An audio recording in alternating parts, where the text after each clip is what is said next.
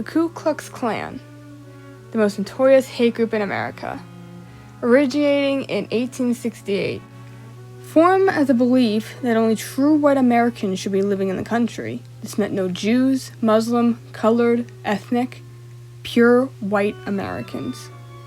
The first Klan, however, only lasted from 1868 to 1871. The Second Klan was rebirthed by a little movie called The Birth of a Nation, D.W. Griffith's silent movie from 1915. The Second Klan was a peak of all the Ku Klux Klan, with membership soaring to millions by the mid-1920s. Out of the three clans, the Second Klan is the least violent. However, the Second Klan, more so in the Southeast, was not an entirely non-violent organization. Now, the Klan was still violent in ways, especially a Klan that was actually considered the most violent of the Second Klan, which was in Dallas, Texas. The Klan kidnapped a black man, Alex Johnson, who was accused of having sex with a white woman. They burned the words KKK into his forehead and gave him a severe beating by a riverbed. And the police chief and district attorney refused to prosecute the Klan because they believed that Johnson deserved this treatment. The Ku Klux Klan was a white group. If you were not white, you were not exempted. It was that simple. But religion played a major selling point within this group as well. It was white supremacists, but they were anti-Catholic and anti-Semitist. Anti-Semitism is the hatred of Jews, if you did not know that.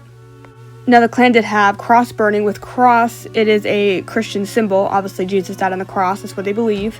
But they were anti-Catholic, which kind of does surprise me a little bit because they're not anti-Christian.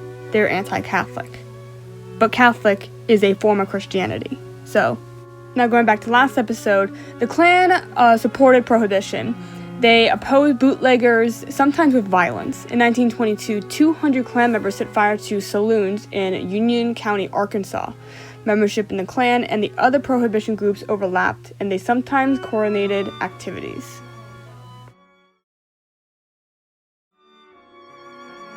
It was in 1915 when the film The Birth of a Nation was released, mythologizing and glorifying the first Klan and its endeavors. The second Ku Klux Klan was founded in 1915 by William Joseph Simmons at Stone Mountain near Atlanta, with 15 charter members. Its growth was based on the new anti-immigrant, anti-Catholic, prohibitionist, and anti-Semitist agenda. The Klan's membership was kept secret because they wore those white masks. Now, though they claim that, there's also been a lot of other rumors saying that they wore white masks to represent the ghosts of the Confederate soldiers that served in the Civil War. Which that could be, that could be something, reason why this episode I call it Ghosts of Confederation. The film's influence was enhanced by a false claim of endorsement by President Woodrow Wilson.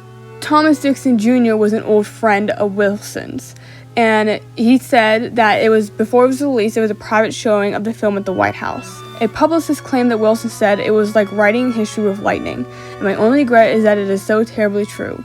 But Wilson came out and strongly disliked the film and felt that he had been tricked by Dixon. The White House issued denial of the lightning quote, saying that he was entirely unaware of the nature of the film and at no time expressed his approbation of it.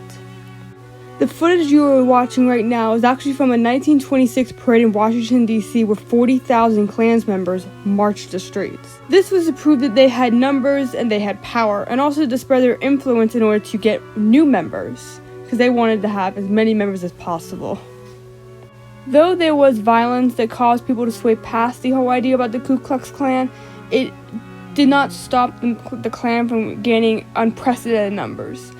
From rallies to advertising to all the stuff that there was that could increase their membership, by 1925, 4 to 6 million people had joined the Ku Klux Klan. This was the biggest the Klan would ever get, being that it was the peak. After that year, it slowly began to fall short, mostly because the whole idea of extreme white supremacists weren't exactly the whole idea of the Great Depression era, but it would spike again in 1960s when the Civil Rights Movement happened. Majority of the people from the Ku Klux Klan were from the South. because the South had that overwhelmingly huge idea and influence of racism, and also the Jim Crow laws, segregation. That's where it all came to play, because they were white people. They did not like African Americans, they did not like Jews, they did not like pretty much anyone that, was different from them. Most of those people did reside in the North. African Americans, though, were very, very a huge population in the South. And that's the reason why this really took place in the South. Though it would migrate north in times, it mostly stayed more exclusive to the southern part of the country. There was also something to do with the fact that 60 years before that, a civil war broke out where the Confederate States and the Union States fought. The Confederate States wanted slavery to continue in the United States, but the Union States wanted it to be abolished. In the end, the Confederates did lose and had to give up their territory, because the Confederate States of America was a completely different country. Those states actually cut off anything from the Union States. When the Union won, they won back that territory, which led to kind of this whole idea of segregation. Because slavery was abolished, they turned to segregation.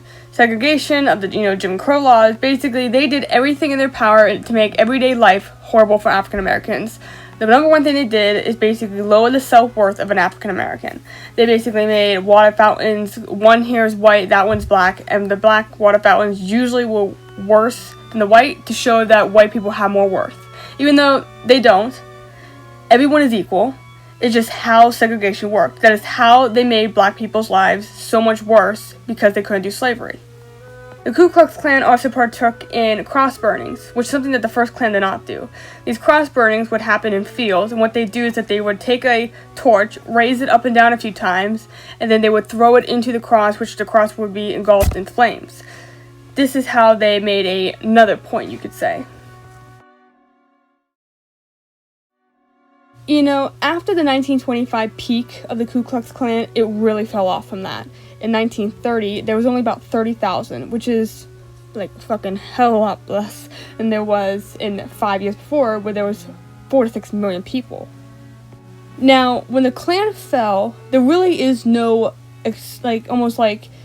detailed explanation why. I think they just kind of fell off the radar just because people lost interest. Nobody really, had the time to do it because they were working, especially with the Great Depression. People had to find jobs. Nobody had time to burn crosses in the middle of the night. Now, the Klan did reemerge in the 1950s to, present day.